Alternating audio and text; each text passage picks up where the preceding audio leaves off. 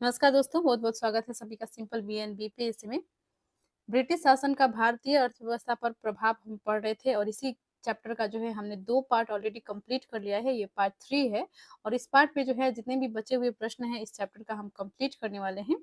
तो आप भी चैनल से जुड़ जाइए, चैनल को सब्सक्राइब कर लीजिए और Lucent MCQ for all exam नामक एक प्लेलिस्ट बना हुआ है, जिसमें हमने जो है आधुनिक भारत के इसी प्रकार से जो है चैप्टर्स के ऑब्जेक्टिव क्वेश्चंस को जो है हमने कर लिया है और उसका जो है वीडियोज अपलोड कर दिए हैं Lucent MCQ for all exam नाम का प्लेलिस्ट में। और इससे पहले का 2 पार्ट भी जो है इस चैप्टर का उसी में अपलोडेड है और साथ में जो है हमने प्राचीन भारत, मध्यकालीन भारत से संबंधित जितने भी चैप्टर्स हैं उसके भी जो है वीडियोज बनाकर जो है डाल दिए हैं Lucent MCQ for all exam नाम का प्लेलिस्ट में।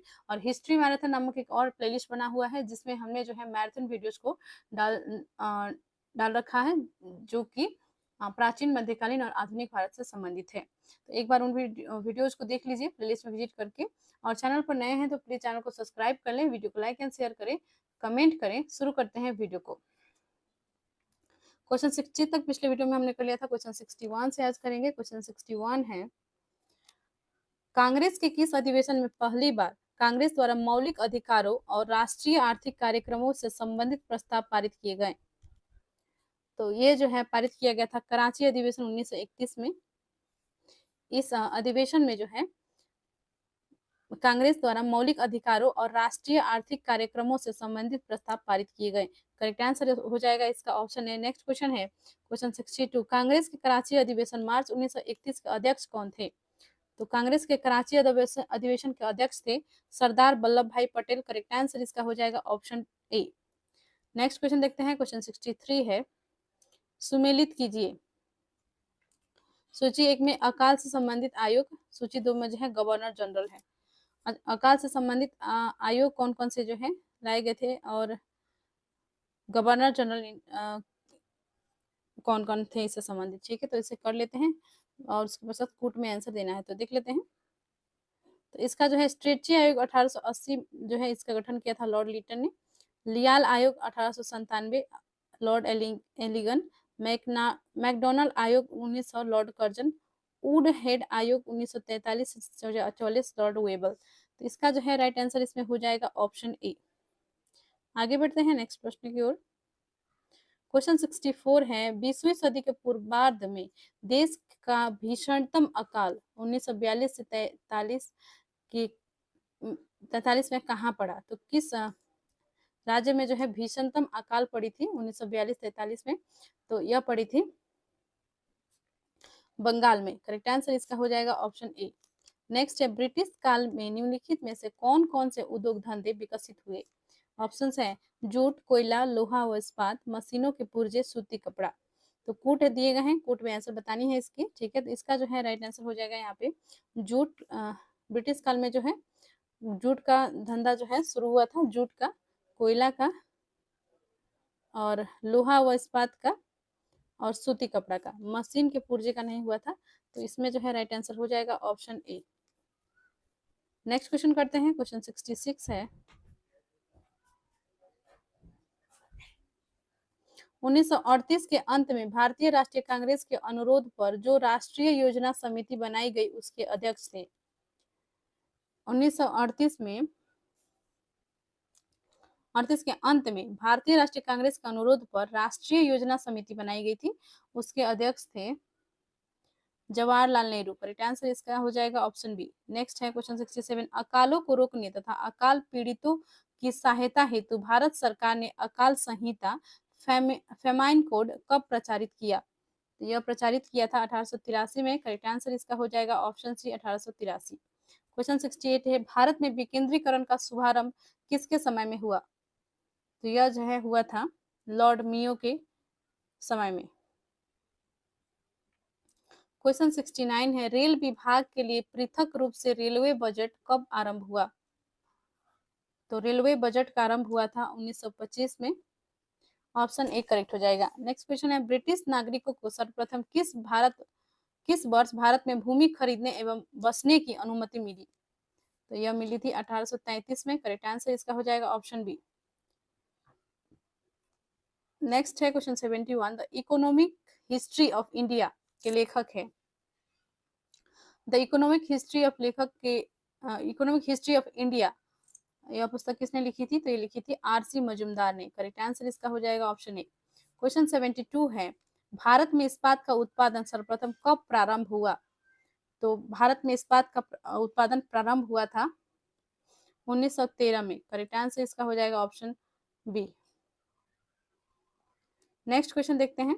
चैनल को अभी तक आपने सब्सक्राइब नहीं किया है तो प्लीज चैनल को सब्सक्राइब कर लें, और साथ में जो है हमने जो प्लेलिस्ट बना रखे हैं Lucent MCQ for all exam, उस प्लेलिस्ट को जरूर विजिट कर लीजिए, क्योंकि इससे पहले हमने आधुनिक भारत से संबंधित और भी बहुत से चैप्टर कर लिया है, और इसी चैप्टर का 2 पार्ट ऑलरेडी उसमें अपलोडेड है।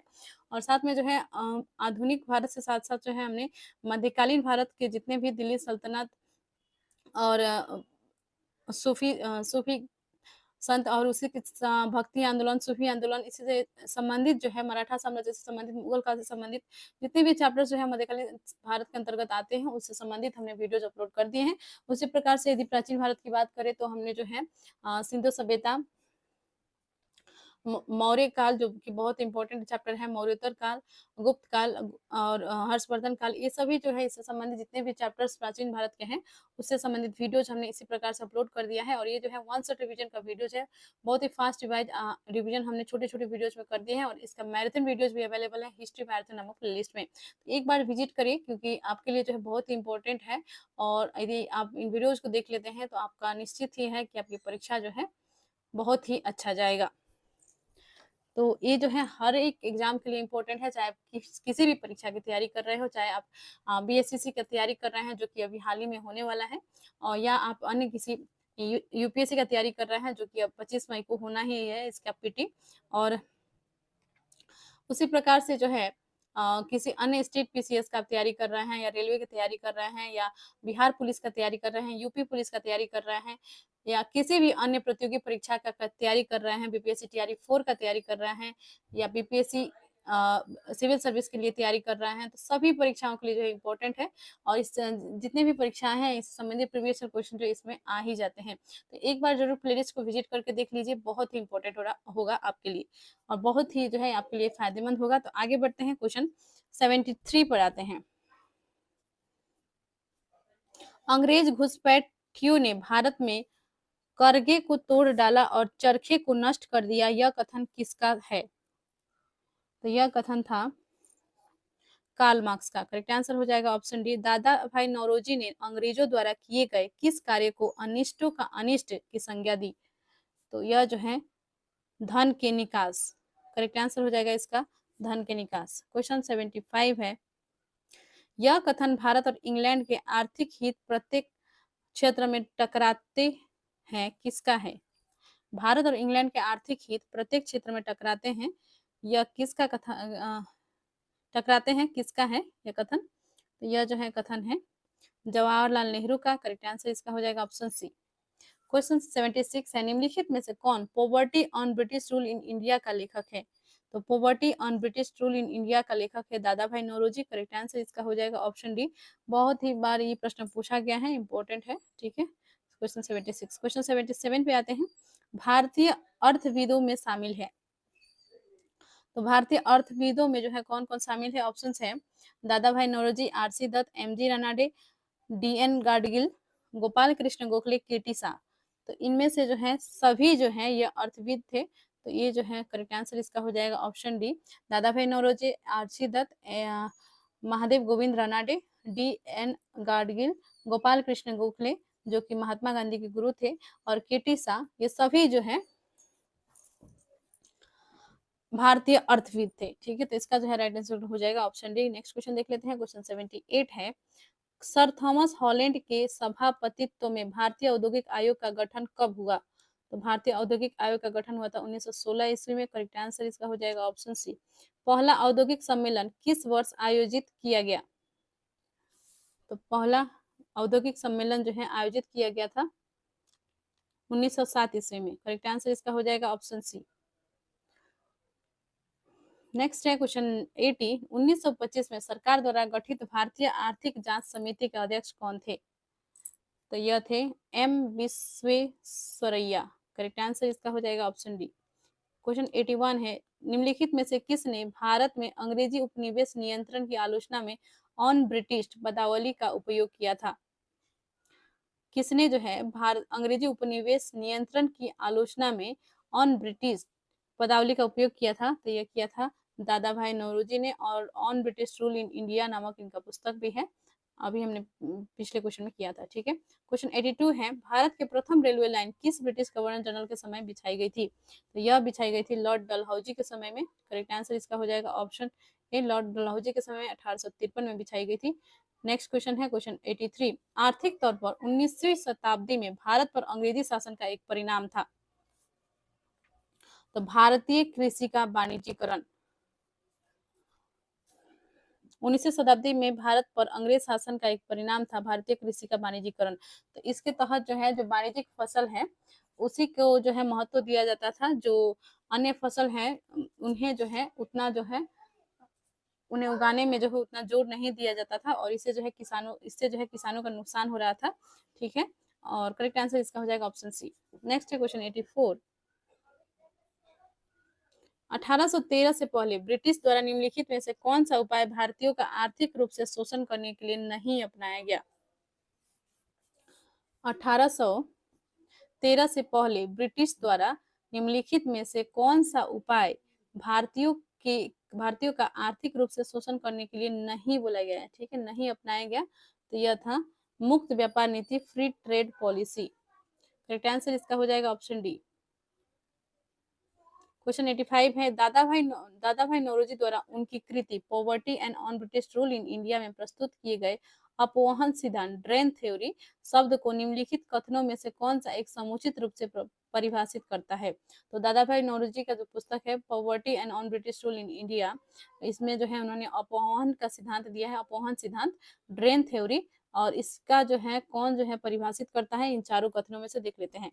तो ऑप्शंस हैं ड्रेन थ्योरी की भारत की राष्ट्रीय संपत्ति या कुल वार्षिक उत्पाद का एक हिस्सा ब्रिटेन को निर्यात किया जा रहा था। भारत की राष्ट्रीय संपत्ति या कुल वार्षिक उत्पाद का एक हिस्सा ब्रिटेन को निर्यात किया जा रहा था, जिसके लिए भारत को कोई महत्वपूर्ण प्रतिफल नहीं मिलता था। यह सही है। ड्रेन थ्योरी में जो है अपवहन सिद्धांत में इन्होंने यही कहा था कि भारत का राष्ट्रीय संपत्ति या कुल वार्षिक उत्पाद का एक हिस्सा जो है वो ब्रिटेन में जो है एक्सपोर्ट किया जा रहा था, और जिसके लिए भारत को कोई महत्वपूर्ण प्रतिफल नहीं मिलता था। ऑप्शन ए ही राइट है इसका।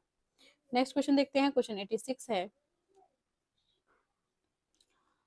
भारत में उपनिवेशी शासन काल में होम चार्जेज भारत से संबंधित दोहन का महत्वपूर्ण अंग था। निम्नलिखित में से कौन सी निधियां होम चार्जेज की संगठक थी? तो यह थी भारत के, यहाँ पे देखिए ऑप्शंस जो है 3 दिए गए हैं, ठीक है इसमें, और तीनों ऑप्शंस में जो है कौन सा सही है ये देखना है। ठीक है, तो क्वेश्चन है कि भारत में उपनिवेशी शासन काल में होम चार्जेस भारत से संबंधित दोहन का महत्वपूर्ण अंग था। निम्नलिखित में से कौन सी निधि होम चार्जेस की संगठक थी? तो ऑप्शन है लंदन में इंडिया ऑफिस के भरण पोषण के लिए प्रयोग में लाई जाने वाली निधि, सही है। भारत में कार्यरत अंग्रेज कर्मचारियों की वेतन तथा पेंशन हेतु प्रयोग में लाई जाने वाली निधि, यह भी सही है। ठीक है, भारत के बाहर हुए युद्धों को लड़ने में अंग्रेजों द्वारा प्रयोग में लाई जाने वाली निधि, यह भी सही है। तो ये तीनों सही है। ठीक है, तो इसका जो है राइट आंसर हो जाएगा ऑप्शन डी, 1, 2 और 3। क्वेश्चन 87 है, किस कंपनी ने सर्वप्रथम भारत में रेलवे सेवा प्रारंभ की? किस कंपनी ने? तो यह की थी ग्रेट इंडियन पेनिनसुलर रेलवे। ठीक है, ग्रेट इंडियन पेनिनसुलर रेलवे ने जो है भारत में सर्वप्रथम रेल सेवा प्रारंभ की। नेक्स्ट है क्वेश्चन 88, रैयतवाड़ी बंदोबस्त के संदर्भ में निम्नलिखित कथनों पर विचार कीजिए। तो रैयतवाड़ी बंदोबस्त जो है क्या, इससे संबंधित 3 कथन दिए गए हैं, और कौन सा सही है इसको कूट में आंसर करनी है, सही कथन को चुनना है इसमें। ठीक है, तो इसका जो है किसानों द्वारा लगान सीधे सरकार को दिया जाता था, सरकार रैयत को पट्टे देती थी, कर लगाने के पूर्व भूमि का सर्वेक्षण और मूल्य निर्धारण किया जाता था। यह जो है तीनों कथन जो ये रैयतवाड़ी से संबंधित सही है, तो इसका जो है राइट आंसर हो जाएगा ऑप्शन सी। क्वेश्चन 89 देख लेते हैं, वेलेस्ली ने फोर्ट विलियम कॉलेज की स्थापना की क्यों की? वेलेस्ली ने फोर्ट विलियम कॉलेज की स्थापना क्यों की थी?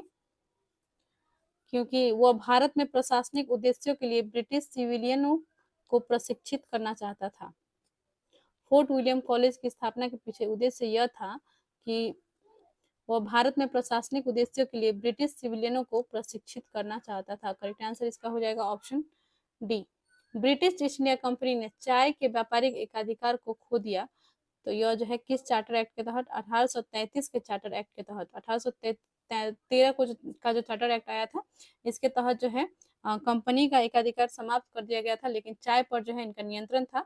लेकिन 1833 के जो चार्टर एक्ट आया, इसके पश्चात जो इनका जो चाय पर जो व्यापारिक एकाधिकार था, इससे भी इन्होंने खो दिया था। तो 1833 के चार्टर एक्ट के द्वारा ये हुआ था। तो करेक्ट आंसर इसका हो जाएगा ऑप्शन सी। तो देखिए, इस चैप्टर के जितने भी प्रश्न थे ब्रिटिश शासन का भारत अर्थव्यवस्था पर प्रभाव का, तो हमने जो है इसे कंप्लीट कर लिया है, जितने भी इससे संबंधित प्रश्न थे। और हम जो है अब नेक्स्ट वीडियो में जो है नेक्स्ट चैप्टर को करेंगे। तो इस वीडियो को पूरा देख लें, और साथ में जो है इससे पहले जो 2 पार्ट अपलोड हो चुके हैं उन्हें भी देखना ना भूलिएगा। Lucent MCQ for all exam नामक प्लेलिस्ट में अपलोडेड है। और साथ में जो है वीडियो को लाइक कर दीजिए, किसी ग्रुप में शेयर कर दीजिए, कमेंट करें, और चैनल को सब्सक्राइब नहीं किया है तो प्लीज चैनल से जुड़ जाइए, चैनल को सब्सक्राइब कर लें और बेल आइकन को प्रेस करें। बहुत बहुत धन्यवाद, मिलते हैं नेक्स्ट वीडियो में।